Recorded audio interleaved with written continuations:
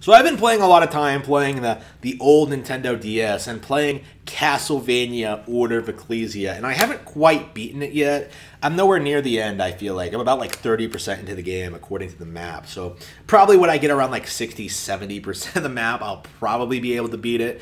I'm probably going to 100% this game. I'm probably going to do everything there is to do in this game because this thing is phenomenal. Very, very, very impressive. I found myself very surprised with how Castlevania Order of Ecclesia has aged. I was expecting like something good, something average. I wasn't expecting something like to be completely mind-boggling, mind-blowing, and completely like enveloping me in this like just this obsessive compulsion to just open up the DS, play this game for like maybe half an hour every day, and then like do something else. Like I am just blown away by this game, and its combat, its environment design, its general mechanics, and especially its boss fights. The boss fights in this are probably the best in series history, with great mechanics, with great designs, with great like versatility. Very, very challenging. The hardest boss fights I think I've played in a long, long time. Actually, I spent like a lot of time on a lot of these, and they're all like completely different from one another. Really, in a lot of ways, this is what Dark Souls should have been, right? Like real challenging gameplay as opposed to like tedious, obtuse nonsense, right? Like the bosses are more difficult, the gameplay itself was more difficult, but you always you don't quite know exactly where you're supposed to go, but it's very organic, like how it plays out. Like it's unlocking new abilities, getting new powers, defeating every boss you can come across. Like it's it never stops being interesting. And Shinoa as a protagonist is extremely, extremely likable. Probably one of my all-time favorite Castlevania characters, actually. I think back in the day, people were complaining about her like overshadowing other Castlevania protagonists, but like she was like the most heavily like promoted Castlevania protagonist ever, I think, at that time. She was kind of overexposed. She was in like the fighting game and stuff like that.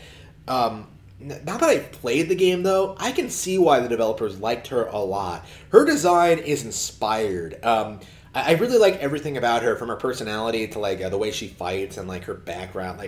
Like she's a really nice change of pace from the typical Castlevania protagonist. Like definitely one of my favorite characters outside of like the whole like Belmont family, and maybe more than Soma even, who I liked a lot.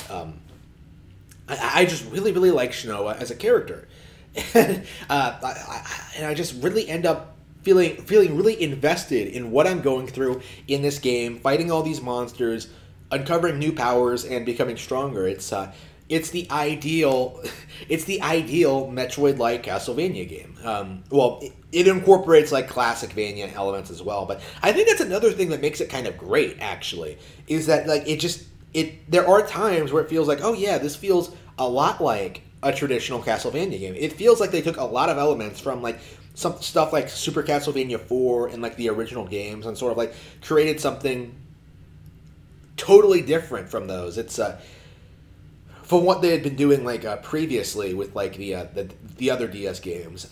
It really makes me like feel like they really could have done so much. They could have done so much if they had just been able to like continue developing Nintendo games going forward. If they had kept Iga, kept working with him, they could have like put out something great. Like, you know, maybe the Nintendo equivalent of Dark Souls, right? That's kind of how I feel about it. Is that like this is the Castlevania games are better than Dark Souls in general. There's more variety there. They more radical gameplay changes. They have better looking monsters and just general design in general. Maybe not. The only thing I could say like Dark Souls might have on it is being in 3D and having better lore, like more original plot lines, I would say. But other than that, like Dark Souls doesn't really have anything on Castlevania. Like fundamentally as a video game franchise, like Castlevania could, you know, has like the historical element. Like it has all these like really cool positive like strengths over over the Dark Souls franchise. They could have done a lot with it, but instead, Konami fired Iga. You know, he had to, like, build his own company from scratch. He had to, like, put out a Kickstarter, make Bloodstained, which, again, although it's alright, is nowhere near on the quality of this. I'm a big Castlevania fan. Like, I love the franchise. I love the games. You know, I hate the cartoon, right? Like, I hate the newer games. I love the classics. I love the Igavania games. And I hope the series makes a comeback. I doubt it, but Order of Ecclesia was a great way to send it off. If you haven't checked it out, please do so.